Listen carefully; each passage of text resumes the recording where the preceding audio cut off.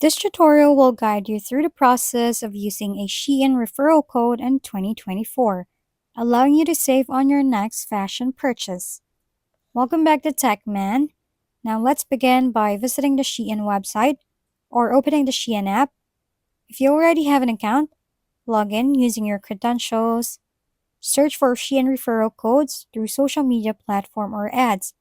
Ensure that the code is valid for 2024 and check the expiration date, or you can get it from a friend.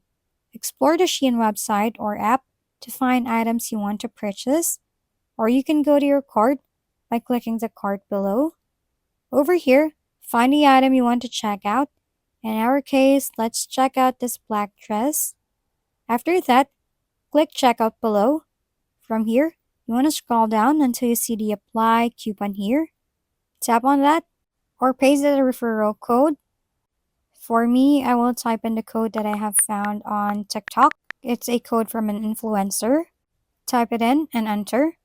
And there you have it. You can see that I have a 15% off discount on my purchase because of using this discount code. If we've been helpful, kindly give us a thumbs up. And don't forget to hit the subscribe and bell button for more contents. For any questions and suggestions, comment down below.